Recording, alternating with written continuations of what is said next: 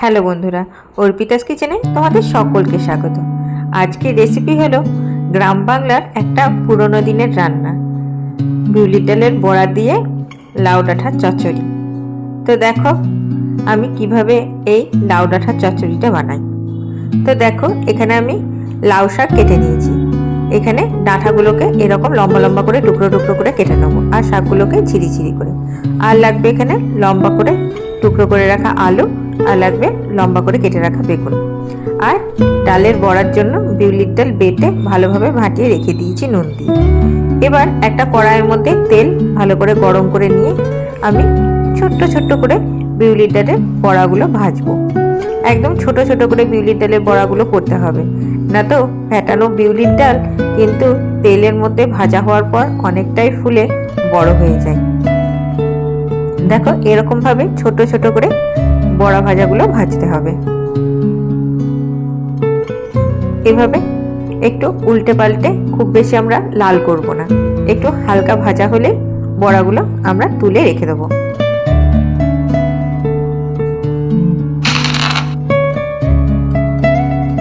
দেখো আমাদের বড়া ভাজাগুলো হয়ে গেছে। এরকম ভাবে হালকা লাল করে আমি সমস্ত বড়াগুলো ভেজে নিয়েছি।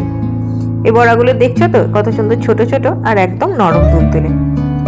এবার ওই বড়া ভাজা তেলের মধ্যে দিয়ে দেবো দুটো চেরা শুকনো লঙ্কা, আর দিয়ে দেবো গোটা জিরে ফোড়নে। ফোড়নটা ভালোভাবে হয়ে গেলে দিয়ে দেবো গুঁড়ো জিরে। জিরে গুঁড়োটা দেওয়ার পরে এখানে আমি একটু জল দিয়ে দিয়েছি, কারণ না তো শুকনো জিরে গুঁড়ো তো পুড়ে যাওয়ার সম্ভাবনা থাকে। এবার ভালোভাবে জিরেটাকে ভাজা ভাজা করে নেবো, যাতে জিরের কাঁচা গন্ধটা চলে যায়। এবার টুকরো করে রাখা আলু আর বেগুনগুলো দিয়ে মশলার সঙ্গে খুব ভালোভাবে কষাবো। দেখো আমাদের আলু আর বেগুনগুলো খুব ভালোভাবে মশলার সঙ্গে কষানো হয়ে গেছে। এবার আমি কেটে ধুয়ে রাখা শাকগুলোকে আমি দিয়ে দেবো। এবার শাকগুলোকে দিয়ে বেগুন আলুর সঙ্গে খুব ভালোভাবে মিশিয়ে নিতে হবে।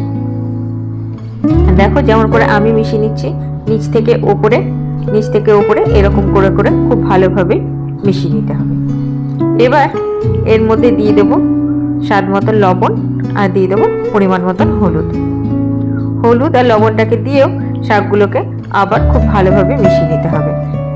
দেখো এখন মেশাতে মেশাতে প্রথম থেকে শাকগুলো কিন্তু অনেকটাই কমে এসেছে, আর নিজেরও জল ছাড়তে লেগেছে।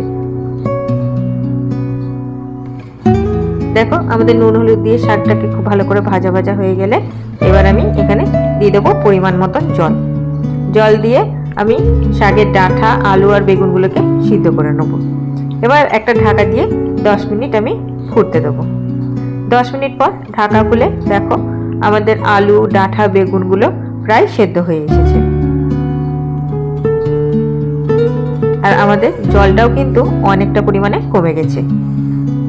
এবার এই অবস্থাতেই আমি দিয়ে দেবো আগে থেকে ভেজে রাখা